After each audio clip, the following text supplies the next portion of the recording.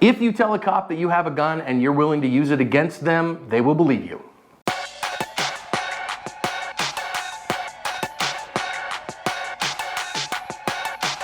Hi friends, welcome to today's bonus badge cam lesson here at Active Self Protection. I'm your host, John Correa, and with me, the host of the Ask Podcast, Mike Williver. And today's video comes to us from Farmington, New Mexico.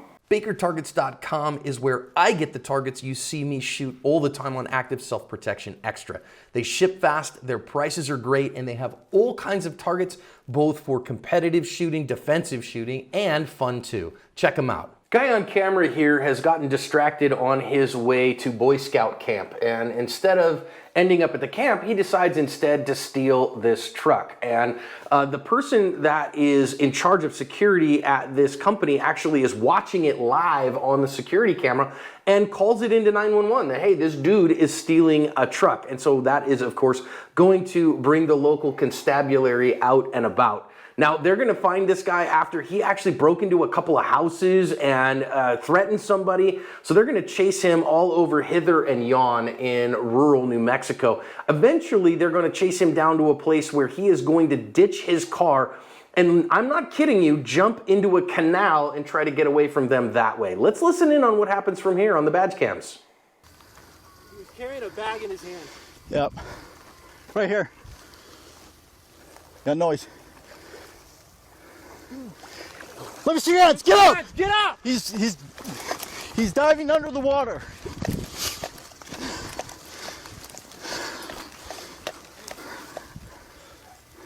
Dude, get out! Now! Yep, right here.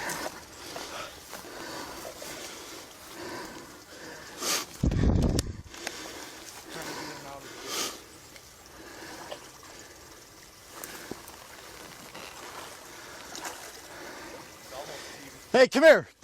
Let me see your hands. Don't move. Get out! Hands up! I got a gun in my hand. Don't move. You don't move. You don't move. Do not move. Do not move. He said he's got a gun. I got a f***ing gun. Let me see your hands. Show me your hands. Let me see your hands. Get out of here. Let me see your hands. Your hands.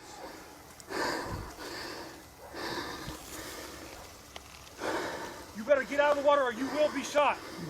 I got a gun. You will be shot. Hands up. Show me your hands. Hands up. Let me see your hands. What's that?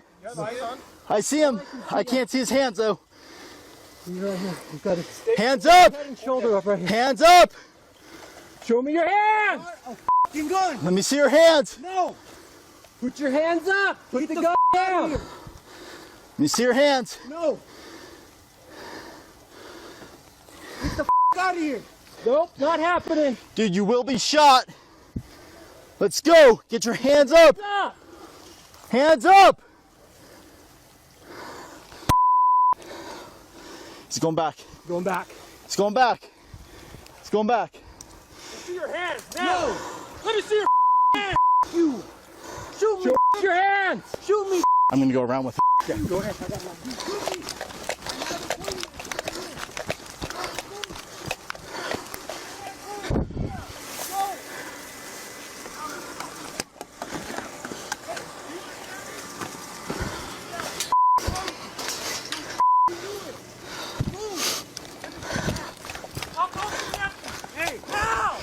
Hands up, let's go! No! No! Let me see your hand! No! Hey, let me see your f***ing hand! Cut it out! Let's go! No! Let's go! Hands up! Your hands up! Hands up! No! Let me see your hand! No! Let's go! Your hands up! Now! You're gonna be shot! You have 5 seconds! 1, 2, let me see your hands! Let me see your hands! Get away! Hands up! Get away! Let me see your hands! Get hands now! Now! Get out of here! Let me see your hands! Now! Get your hands up! Hands up! Hands up! Get your hand out of that bag! Now! Call it, hurry up! Hold it out! Radio right here! Let me see your hands! Hands! Now! Hold on, don't get in that water. Hold on, dude. Hold on, dude. Hold on. Not. Hands up! Hey, Hands come up. this way so we can help you. Hands up! Hands are empty. Get him. Get this wire down. One deputy fired his firearm, and if you go read the news story that I have linked in the description, it was declared a justified shooting within policy by internal investigations.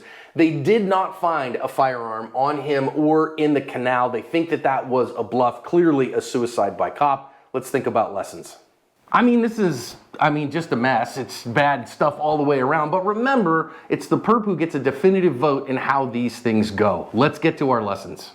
I don't even know what to say on the start of this one, Mike. This guy takes them on this big, long endeavor and then ends up jumping in the canal like he's going to get away. But, perps on a mission to try to get away from the cops aren't known as the most logical individuals on earth. Indeed, they are not. Once again, I like to say this all the time. These cops weren't expecting to have to go swimming during the course of their shift today. You never know what you're going to get. Anytime you start a shift in law enforcement, pretty much anything is a possibility, as we see here. Now, the suspect tells him, "I've got a gun." And I think it's reasonable. Suspect says, "I've got a gun and I'm willing to shoot you, don't move." You can believe him that he actually does. Yeah, the thing is, I'm sure some people at home are going, well, why? I mean, if he really had a gun, why would he say he had a gun? I don't know, and I don't care if I'm in the position of these deputies. The fact is, he says he has one. I'm going to take him at his word and act accordingly with what they're doing. It's not like this guy has been exceedingly rational to this point in the encounter, so why would he say that, whatever? Now, I will say here one little thing for these deputies. Anoint someone the communicator with the perp, right? Whoever is doing the talking, let them continue to do the talking, and you be their backup and their cover and do the other things. But don't everybody try to communicate with him. If you have to, if you're in a situation and you're the initial contact officer or deputy, if you have to, say, hey, everybody, shut up. I'm giving commands. Just say it out loud, because they may not be thinking, they have combat brain as well as everyone else, including the suspect. So just say it out, verbalize it. Let me talk. Okay, now our officer decides he wants to be on the other side of the canal here, and he does so trying to climb this little culvert, which of course is kind of set up to keep livestock and stuff from jumping over it. I got no problem with that, other than the fact that he kept his firearm in his hand, which I understand. You're worried about having to shoot a guy, but you're about to, do some athletic endeavor here, play a little American Ninja Warrior, and when it's time for the American Ninja Warrior, you want to put the gun away in the holster. Agreed. I just think you have to trust your partners at this point to be covering down on this guy while you do what you got to do to cross the culvert. But the holster's there for a reason, ladies and gentlemen. Just slap it in there. It's only going to be for the 10, 15 seconds it takes to cross this thing. You can draw your gun again if you need to. And this is why I actually like that officers generally carry full-size guns in these big 5-gallon buckets outside the waistband with retention and all that stuff. It's a big target to stuff the gun into relatively quickly to then get back and doing what you're doing. So officers, take advantage of that. Put the gun back in the holster when you got to do some athletics, would you? Now, he's going to get back over to the other side, and I know what everybody's going to talk about here, Mike, is what changed. So the guy finally is going to end up showing his hands, but he's not showing his hands. He's got his hands stuffed inside a bag. So, at what point do you go, gosh, what are we going to do here? And I know some folks are going to ask about why they didn't tase him or why they didn't OC him. But of course, the policy everywhere that I've ever seen is that if somebody is standing in water, you cannot use the taser on them. Yeah, it's a bad idea. We saw the video not long ago where the guy had hand sanitizer on him and it actually lit on fire. In this case, I'm not an expert on the taser whatsoever, but it's kind of like throwing a toaster into a bathtub. It's just not a good idea. You're going to electrocute the guy. So if your intention is to not kill him by using less lethal, that's the wrong way to go about it. Right. And the other side of that, a lot of places don't use OC spray anymore. Even if they did, he's wet. It's going to have a hard time aerosolizing and all that stuff. So the deputy that decides to fire in this moment, I know that there's going to be some questions as well as to, well, he waited that long, why not wait a little bit longer? But at some point you go, man, I've given this guy every chance. I've got to act to protect myself, my fellow deputies, and my community. I'm sure, yeah, there will be comments. We will get letters. We will get emails. Why? When he had all that time before, they didn't shoot. Why decide to shoot now?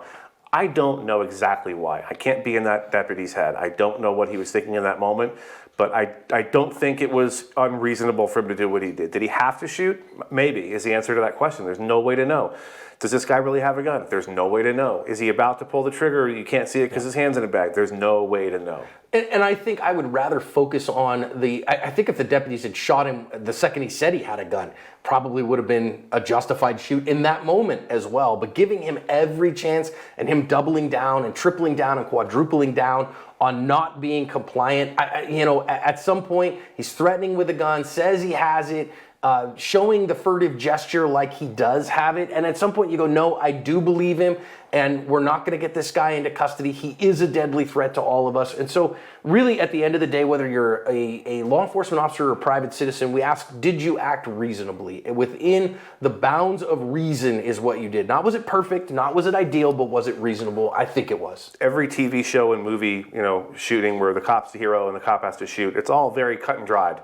The bad guy has a little old lady's about to stab her in the throat, and the cop shoots at the last second when he absolutely has to, and everyone goes home and has a martini. That's not reality. This is a complicated, complex, rapidly evolving situation, and I think it's tough for us to stand in his shoes and know exactly why he pulled the trigger when he did, but I can't fault him for it. I will say at the very end, I think the officer who goes and jumps in to try to get to this guy after he's been shot, to try to render him some aid, deserves commendation as well. I think it shows a heart that the job, the desire, the heart is not to kill. It's not to, smoke people or whatever. It's to get the threat to end. And once it did, he decided, no, I'm going to jump in there and try to help this guy because he's not a threat anymore. And I think he should deserve some serious commendation for that as well. It's a bad situation these officers and these deputies were put into, but sometimes you just get stuck in one of those and you got to do what you got to do. I think they did their best.